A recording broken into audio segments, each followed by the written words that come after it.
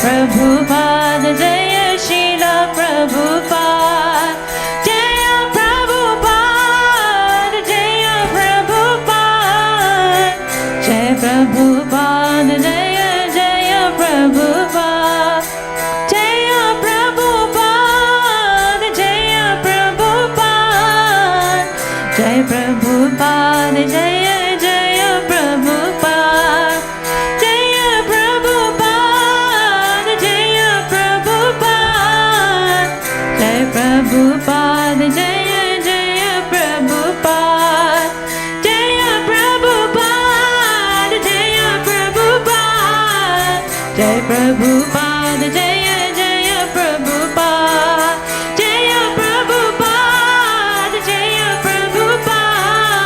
Jaya Prabhupada Jaya Jaya Prabhupada Jaya Prabhupada Jaya Prabhupada Jaya Prabhupada Jaya Jaya Prabhupada Jaya Prabhupada Jaya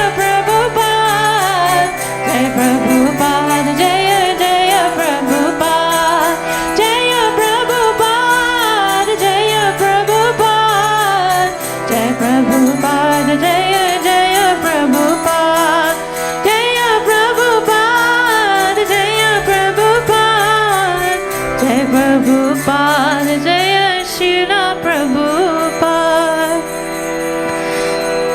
Jaya Prabhupada Jaya Prabhupada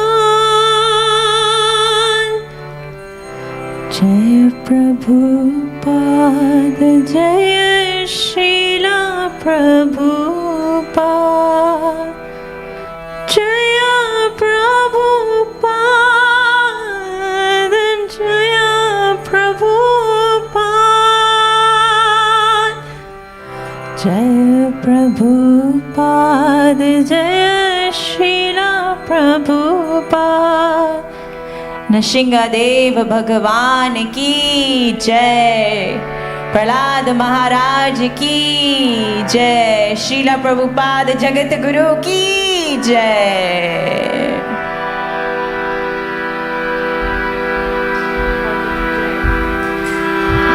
That's so amazing. I know.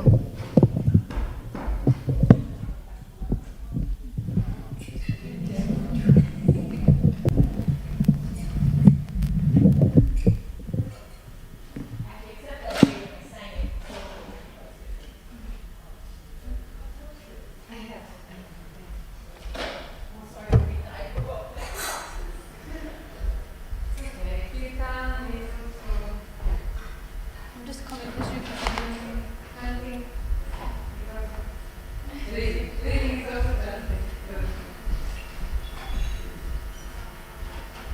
So nice to see you. Nice to see you. Try. Yeah.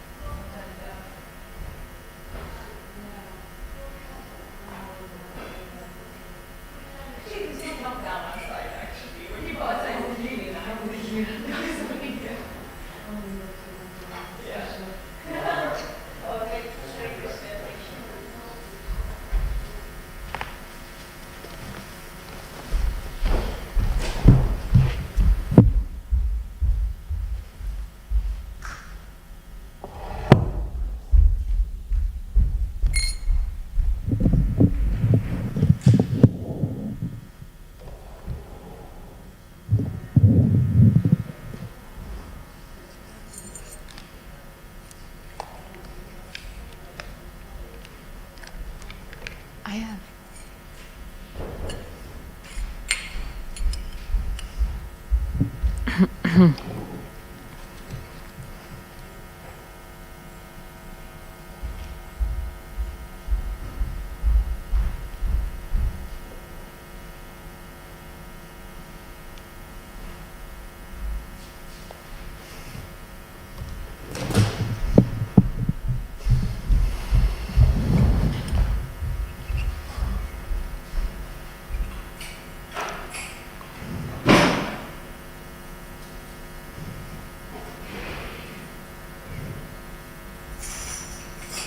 I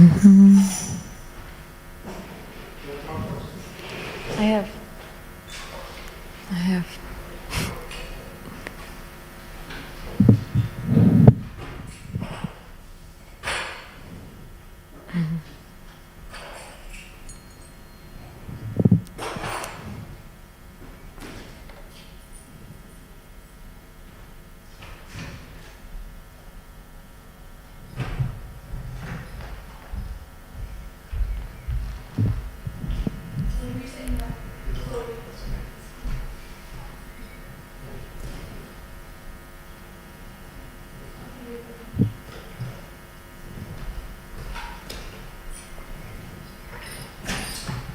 Okay, everyone ready? Thank you for coming.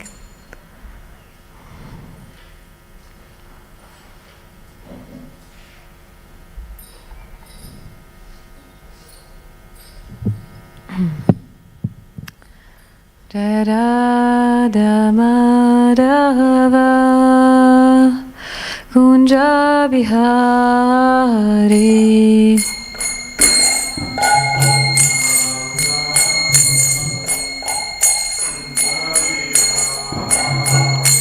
Jaya Radha Madhava Kunja Bihari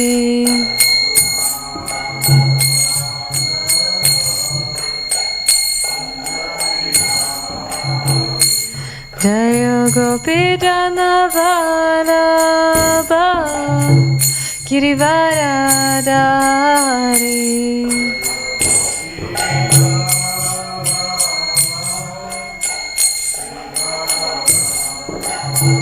Jaya Gopi Jana Vallabha Girivaradari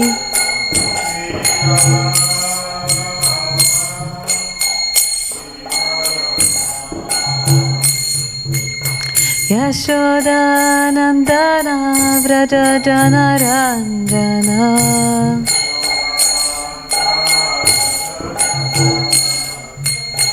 Yashodanandana Vraja Janaranjana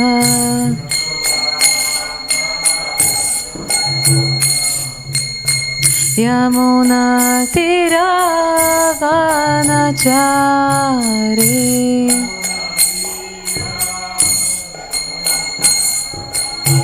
Yamuna Tiravanachari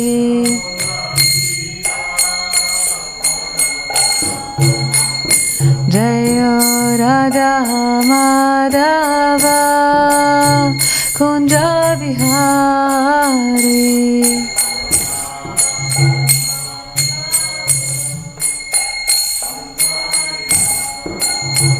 Jaya Radha Madhava Kunja Bihari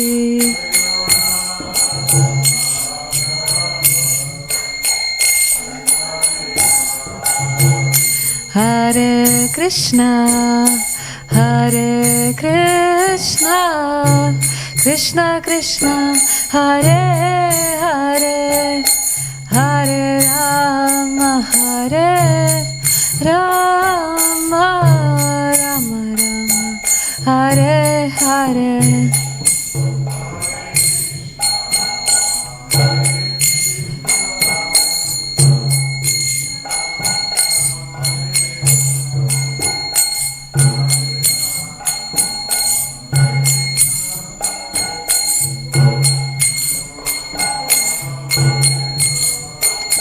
Hare Krishna Krishna Krishna Hare Hare Hare Rama Rama Rama Hare Hare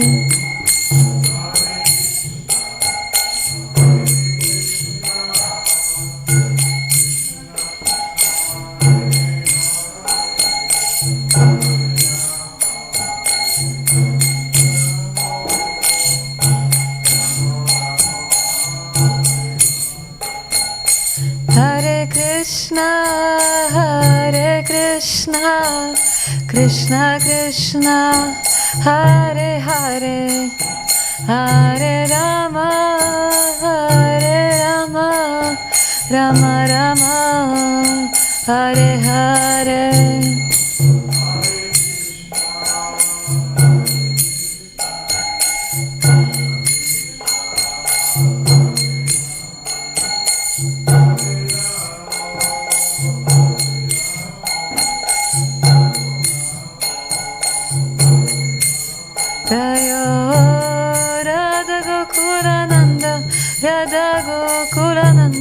Radha Gokulananda Sri Radhe.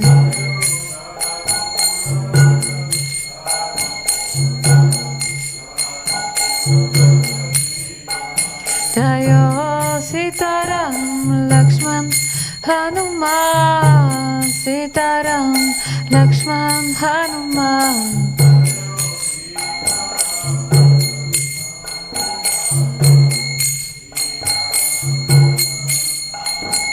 Jayo Gauranitai, Gauranitai, Gauranitai, Jayo Gauranitai.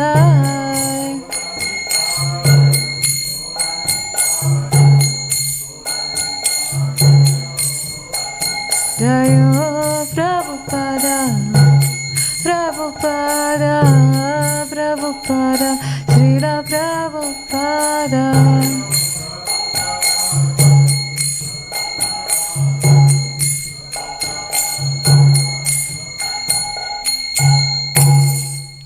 Jayam Vishnupad Paramahamsa Parivrajagacharya Ashtarshat Shrimad His Divine Grace A.C. Bhaktivedanta Swami Srila Prabhupada Ki.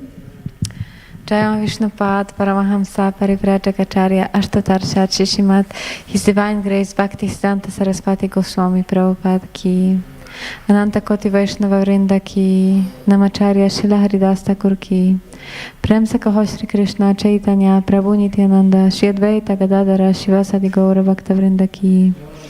Jai Shri Shri Radha Krishna Gopa Gopinath Shyama Kunda Radha Kunda Giri Govardhan Ki.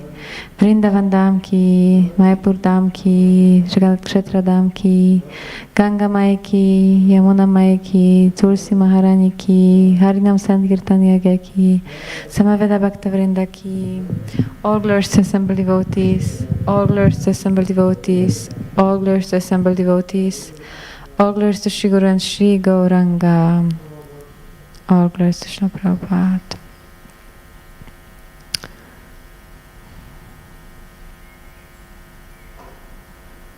Hare Krishna. Hare Krishna. Welcome everyone to this Bhagavad Gita class. Thank you everyone who is joining here in the temple room and also online.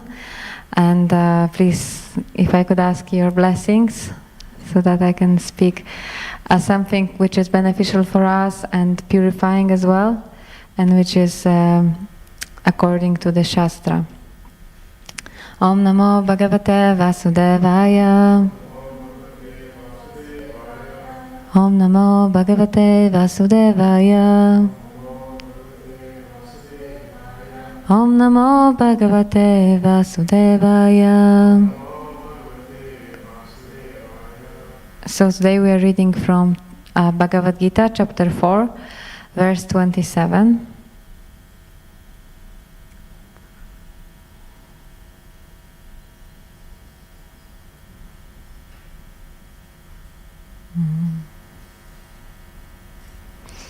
Sarvanindriya karmani prana karmani chapare atma samyama yoga gno juvati jnana dipite. If you could repeat after me. Sarvanindriya karmani prana karmani chapare atma samyama yoga gno juvati jnana dipita. Sarvanindriya karmani prana karmani chapare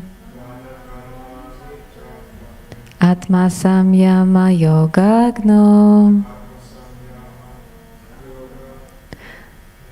Juvati Gyanadipita. Anyone would like to recite? Sarvanidriya karmani prana karmani chapare atma samyama yogagno juvati gyanadipita. Sarvanindriya karmani prana karmani chapare atma samyama yogagno juvati gyanadipita. Thank you. And word for word translation. Sarvani, of all. Indriya, the senses. Karmani, functions. Prana karmani, functions of the life breath. Cha, also. Apare, others. Atma samyama, of controlling the mind. Yoga, the linking process. Agno, in the fire of. Juhvati, offer. Gyanadipita, because of the urge of self-realization. Fourth. Translation and purport by His Divine Grace A.C. Bhaktivedanta Swami Srila Prabhupada Ki. Others who are interested in achieving self-realization through control of the mind and senses offer the functions of all the senses and of the life breath as oblations into the fire of the controlled mind. Purport. The yoga system conceived by Patanjali is referred to herein. In the Yoga Sutra of Patanjali, the soul is called Pratyagatma and Paragatma. As long as the soul is attached to sense enjoyment, is called Paragatma. But as soon as the same soul becomes detached from such sense enjoyment, it is called Pratyagatma. The soul is subject to the functions of 10 kinds of air at work within the body, and this is perceived through the breathing system. The Patanjali system of yoga instructs one on how to control the functions of the body's air in a technical manner so that ultimately all the functions of the air within become favorable for purifying the soul of material attachment. According to this yoga system, Pratyakatma is the ultimate goal. This Pratyakatma is withdrawn from activities in matter. The senses interact with sense objects, like the ear for hearing, eyes for seeing, nose for smelling, tongue for tasting, and hand for touching. And all of them are thus engaged in activities outside the self. They are called the functions of the pranavayu. The apanavayu goes downwards. Vyanavayu acts to shrink and expand. Samanavayu adjusts equilibrium. Unanavayu goes upwards. And when one is enlightened, one engages all this in searching for self-realization. Om Gyanatimirandasya Gyananjana Shalakaya Chakshurun Militam Yena Tasmai Shri Guruvei Namaha Shri Chaitanya Manobishtam Stapitam Yena Bhutale Svayam Rupa Kadamayam Dadati Svapadantikam Vandeham Shri Guru Shri Yuta Padakamalam Shri Guru Vaishnavamscha Shri Rupam Sagrajatam Sahagana Ragunatam Vitam Tam Sajivam Sadvaita Sadvadutam Parijana Sahitam Krishna Chaitanya Devam Shri Radha Krishna Padam Sahagana Ragunatam Vitam Tam Sajivam Sadvaitam Savadutam Parijana Sahitam Krishna Chaitanya Devam Shri Radha Krishna Padam Sahagana Lalita Shri Vishakam Vitamscha He Krishna Karuna Sindhu Dina Bandhu Jagatpate Gopesha Gopika Kanta Radha Kanta Namostute Tapta Kanchana Gaurangi Radhe Vrindavaneshwari Vrishabhanusute Devi Pranamami Hari Priya Vanchakalpatarubhyascha kripa sindubhyeva cha patitanam pavanebhyo vaishnavebhyo namo namaha. Jai Shri Krishna Chaitanya Prabhu Nityananda Shri Advaita Gadadara Shivasadi Gaura Bhaktivinoda. Hare Krishna Krishna Krishna Hare Hare Hare Rama Rama Rama Hare Hare. Hare Krishna.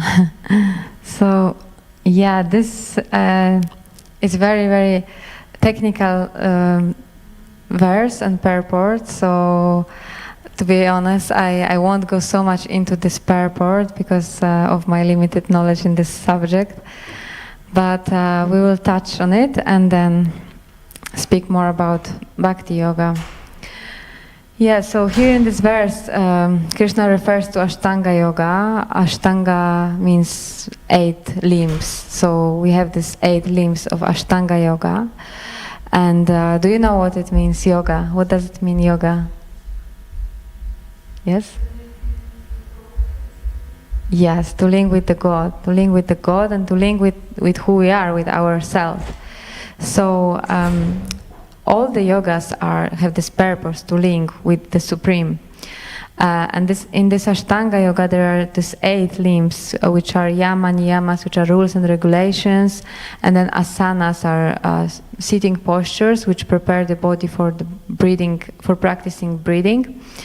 And then breathing is meant to bring this equilibrium to the mind, which then helps to withdraw the senses, which is pratyahara, and then that brings to dharana, which is concentration, and then dhyana, which is meditation, and ultimately samadhi, which is trance, and the state in which one can perceive God and themselves. But this is a very, very complicated process, and in this Kali Yuga age we cannot really practice this because it takes thousands of years to be able to come to this stage. But it makes sense, definitely. Srila Prabhupada mentions in this purport about these 10 types of airs in the body. And we are not even aware, but yes, there are those airs in the body which are responsible for different functions in the body, and there are air which regulate the digestive process, and the air which helps to evacuate, and all these airs really, really important in the body. And if there is some disturbance in those airs, in the stomach, for example, then there is a disease. And then it has to be cured. So in Ayurveda they all know about this, how to cure that. In the West we don't really know much about it, but we definitely know that actually since some time, even in the West, this idea of breathing became more popular, and people became interested in that. Be aware of your breath. And this is very interesting because it comes from the Vedas, and it has a lot of sense, even if you think about it. When you're scared, when you are afraid of something, you breathe heavily, you breathe quickly. And then when somebody comes to you, what do they say? They say to you, Hare Krishna. Thank you. They say to you, just calm down, breathe slowly, breathe. And this, the purpose is, when you start breathing slowly, your mind calms down. So we can see some meaning in that, some connection between the breath and the mind. So in this Patanjali's yoga system, the purpose of pranayama, which is controlling the breath, the purpose is to come to the stage which is called kumbhaka, and that means to stop breathing. And like we said, that if we are nervous and we are breathing quickly, if we try to breathe slowly, then the mind also calms down. So similarly, when one stops breathing completely, then that brings complete stillness to the mind, and then one is able to meditate. Yes, so just briefly about this process, but again, this is very, very complicated and very technical, and much too difficult for this age. But the purpose of this is to control the senses, to be able to withdraw the senses and to be able to focus on what is inside. But luckily, we have some alternative in this age of Kali Yuga, and we have Bhakti Yoga, in which we are also practicing controlling the senses, but in a quite natural and easy, relatively easy way to control the mind. Because to control the mind is extremely difficult. Srila Prabhupada says the mind is like the child. It's constantly accepting and rejecting, like sankalpa, accepting, vikalpa, rejecting, constantly. And even Krishna says, Arjuna says to Krishna in the Bhagavad Gita, he says, Chanchalam himana Krishna pramati balavadridam tasyaham nigraham manye vayor iva sudushkaram. So he says that this mind is so restless and turbulent, and to control the mind is more difficult than to control the wind. So how can I control the wind? So it's extremely difficult to control the mind, and maybe you had these experiences in your life, when you make some commitment, from tomorrow, yes, I'm going to change my life, but then the mind says, oh, maybe it's fine, it's fine, I can still carry on the way I am. And like that, it's very difficult. And even we have few instances in Srimad Bhagavatam which tell us about great yogis who were practicing severe austerities, and yet they fell down from their position. Like, for example, Vishwamitra Muni, who was meditating for long time, and just at one point he heard the bangles of celestial beauty Menaka, and he became agitated, and his meditation was broken, and he desired to be with her. And similarly, there was also Shobhari Muni, who was a great sage, but when he was meditating, he saw 2 fish in the sea copulating, and he became so agitated that he desired to marry the daughter of the king, and he ended up marrying all the daughters, all 50 daughters. So we can see that the mind is extremely, extremely difficult to control. And even actually, it's very, very nice way to understand how this mind works. Maybe some of you remember this analogy of which Srila Prabhupada describes, this analogy of the chariot and the chariot driver and the senses. Anyone remembers who is the driver? Okay, you sure?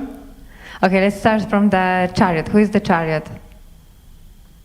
Who is what is the chariot? Yeah, the body. The chariot is the body. And who is the passenger in this chariot?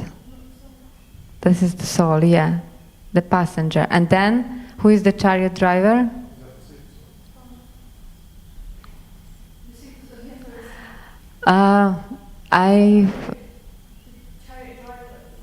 It's described as intelligence. Intelligence, yeah. And then the reins. The reins. The horses are the senses, and the reins is the mind. Yeah.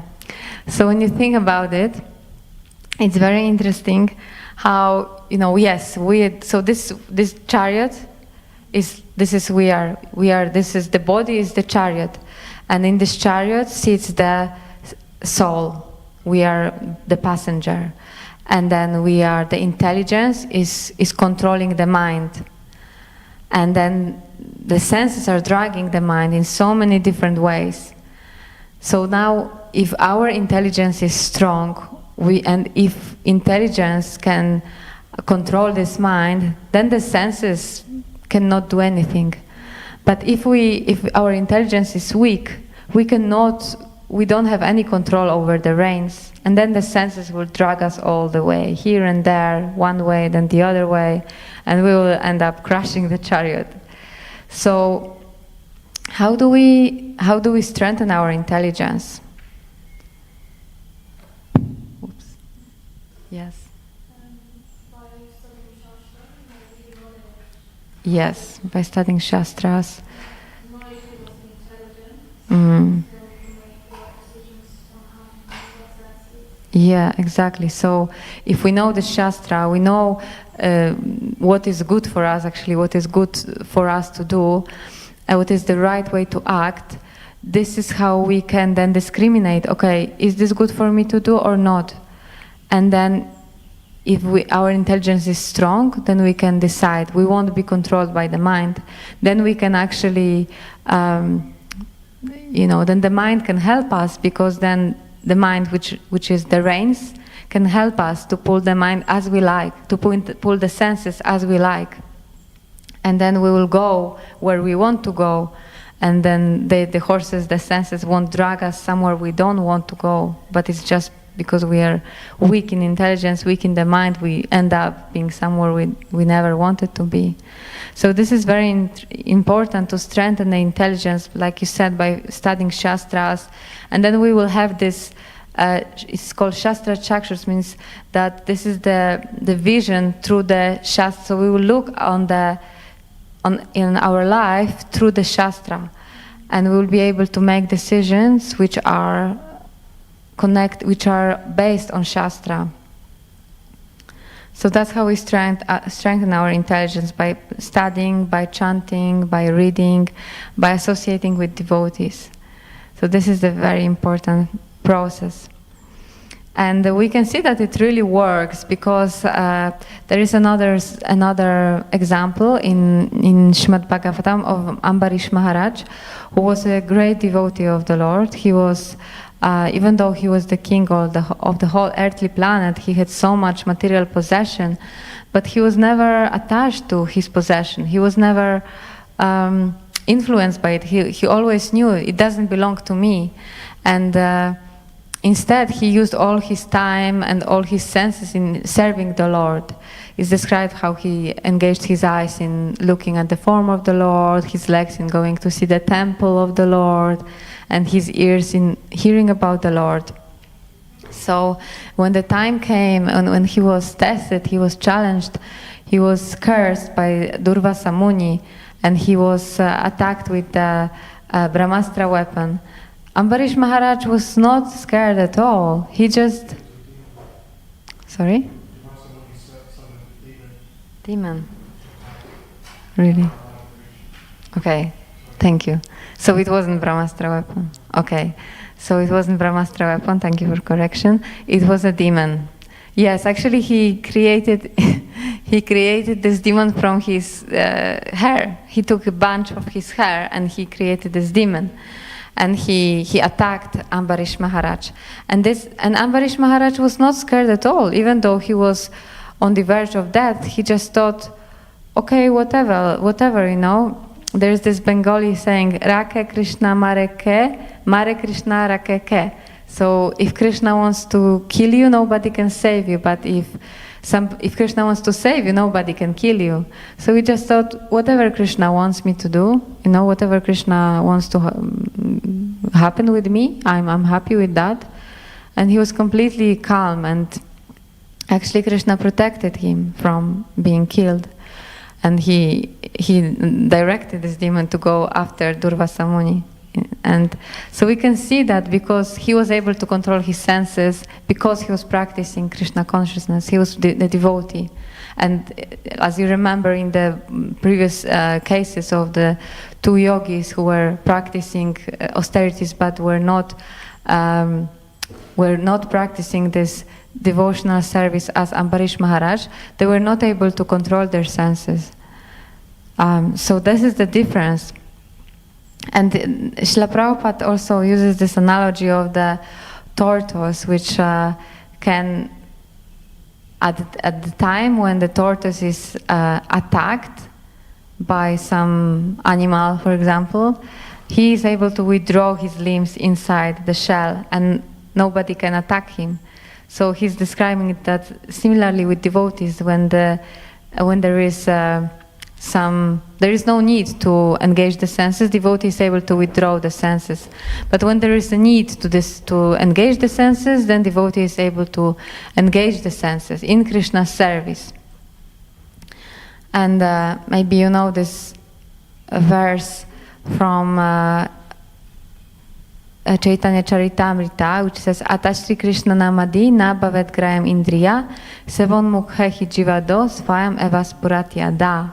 So in this verse it says that we cannot understand Krishna by material senses, and actually the way to purify the senses is first by the tongue. It is said here that the tongue needs to be purified, and then one gradually comes to understand who Krishna really is. So this is very important, this control of the tongue. And what are the two main functions of the tongue? Yes, speaking and tasting, exactly.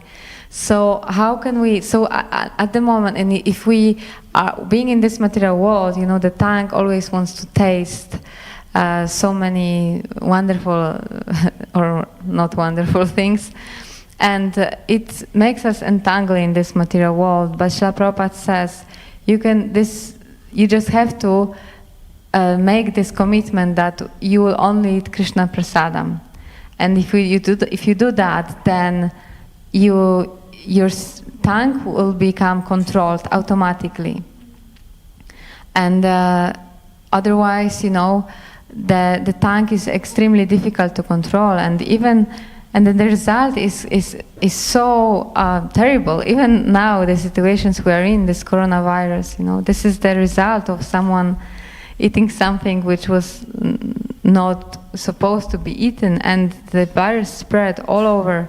So we can see what's happening because of this lack of restriction in controlling the tongue. And actually in every practice, even in other yogas, there's advice to have vegetarian diet, and even in Christian church, it is said, one of the commandments, it says that you have to have balance in eating and drinking. So in all spiritual practices, it is emphasized how important it is to control the tongue. And the other way, like you said, is to control our speech. So yeah, the speech, one in material, the way one engages this speech in material way is by speaking about other people, gossiping. This is what everyone does. So many newspapers talking about celebrities and talking about the politics, and so many nonsense things that like a waste of time and money. Is just so worthless. And we can instead use this propensity to speak about others. We can use this propensity to speak about Krishna's glories. We can speak about glories of the devotees of the Lord, and we can speak about his pastimes and chant. This is the main thing, to chant. And Srila Prabhupada says, if you do those two things, if you always take only Krishna prasadam, nothing else, and if you chant constantly or glorify the Lord and devotees, and you don't speak anything else, you will become a great yogi. So this is quite a easy process and very pleasant. And I just wanted to emphasize one point from the purport, which says here, the senses interact with the sense objects, like the ear for hearing, eyes for seeing, nose for smelling, tongue for tasting, and hand for touching, and all of them are thus engaged in activities outside the self. So this is very interesting, how the senses, which are the part of our subtle body, they make us be here in this material world, because like it is said here, and all of them are thus engaged in activities outside the self. So that means outside the self, that the soul is there inside the body, But because of the senses, because we have these senses in this material in this conditioned state, and the senses make us so engaged in this material world, because the eyes, naturally want to see something beautiful. If you see something beautiful, you just keep staring, and then, if you smell something beautiful, you want to see what it is, and you want to smell more. So this is natural, and actually, it's impossible not to do it. We are not a stone. It's not possible for us. So that's why we have this amazing process of Krishna consciousness, when we can still use those senses. We don't have to reject them artificially, but we just use them in Krishna's service. And this is how Srila Prabhupada explains that in an analogy of how a perfect physician treats someone who has some problem with stomach because they have taken too much milk. He is treated with the same preparation, milk, but which is converted into yogurt. So that the same substance is curing what this person got sick with. So in the same way, we are here entangled in material activities, and the senses are making us more and more diseased in this material disease. But we can use the same senses in curing ourselves.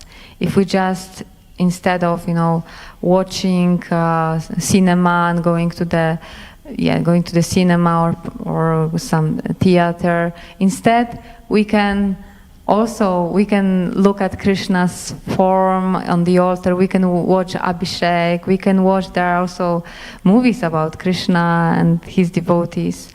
So we can engage our eyes like that. We can engage our taste, like we mentioned, eating Krishna's prasadam, tasting what he has tasted. Our hands in touching the form of the Lord, dressing the Lord.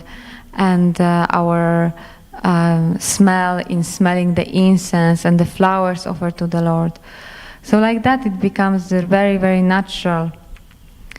And this is very important. Srila Prabhupada says, you have to engage your senses in Krishna's service, otherwise you will always be servant of your own senses, go dasa, and not only your senses, but also the senses of everyone else. That in a family, parents wants to serve not only their senses, but the senses of the child and the spouse and the co-workers and so many others. But we are never satisfied, and they are never satisfied, and we keep trying and we get frustrated. So this is the thing, we can never be satisfied with material opulences. And even when you think about the sound, how we can never, if you maybe you remember some song which you really liked in your life, and then you kept hearing the same song, and after some time you just get bored, you can't hear this song again. But what about Mahamantra? Do we ever get bored with Mahamantra? Do we think like, oh, maybe, we should switch to some other mantra? Do you have this experience? Yeah, we can sit in kirtan for a long time, and it's not like sometimes we want different melody, but we still are happy with Mahamantra. So this is confirmation really that this sound is something completely different from the material sound. So we have this experience definitely, and if somebody doesn't have this experience, it is really, really good to try it and to experience it by yourself. And this will bring complete satisfaction, because that brings satisfaction to Krishna. And he is called Hrishikesh, he is the master of the senses. And if we satisfy his senses, then automatically our senses will be satisfied. So I think I will stop here because it's already 20 past. Yeah, I wanted just to say one more thing, that maybe in our experience, we don't experience yet such a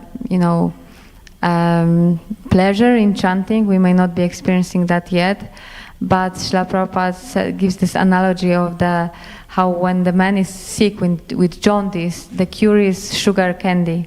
And even though everyone knows sugar candy is sweet, but for someone who is sick with jaundice, this sugar candy tastes like bitter, but at the same time it's a cure. And slowly, as one takes this sugar candy, it becomes slightly sweeter and sweeter. And finally, one can taste the sweetness of sugar candy. So similarly with the holy name, we may not be able at the beginning to taste the sweetness, but this is the medicine, Srila Prabhupada, our doctor, gave us this medicine, and we just have to trust him that this is the medicine and it's going to work. And we just have to take it regularly, because as we know, if you have some disease, you cannot just take medicine 1 week, I will take, and then after a few days, maybe I will take again. No, you have to take it every day. And then those which Srila Prabhupada recommended us. So we have to take this medicine, and gradually we will get some taste. If we are sincere in our attempts to chant attentively, to avoid offenses, then we will be able really to taste it. Like Rupa Goswami says that when I chant this holy name, I desire to have many, many tongues. Just one tongue is not enough. There is so much joy and pleasure in this holy name. And then he says also, I desire to have millions of ears. So that really proves, how one can enjoy this holy name. And hopefully we can come to this stage. So just to summarize, we mentioned about yoga, how the purpose of yoga is to connect with ourselves, who we are, and with the Lord. And the main difficulty for us is in this process of connecting with the Lord and ourselves is to control the senses and the mind. And we said how it is impossible by artificial means. We can't just reject it. And we had some examples from the scriptures which showed that even great sages find it difficult to control the senses. But at the same time, someone who is the devotee of the Lord is able to control the senses. And the way to control the senses is by engaging them in Krishna's service. And if we satisfy Krishna by our service to him, then we will also automatically become satisfied and happy. So yes, I will stop here, and if there's any questions or comments or any corrections also, I will appreciate that. Thank you for the class. Do we have a mic? No? We would like to speak here. I was wondering if you could explain a bit more about the connection between, you were saying that how the tortoise is able to control his senses and withdraw them in danger. And it seems like that for us, the problem is that we can't do that, we can't control our senses. And you mentioned the way to do that is by increasing our intelligence. Yeah. And if you could elaborate on that more, on how we by increasing our intelligence and what that process is and how it controls the senses. Yeah, so how does this process work, that we are controlling our intelligence, and that helps us to know when to withdraw the senses and when to engage the senses? Yeah, so if I understand correctly, then what is my understanding is that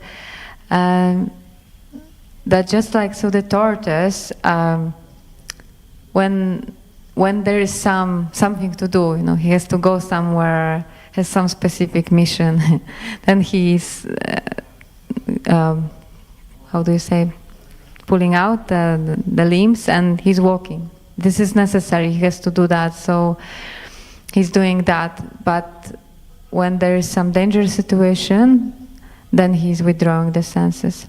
So similarly for a devotee, when there is opportunity to serve the Lord, when there is opportunity to, or need, sometimes there is also need, like we need to take prasadam to survive, we have to eat.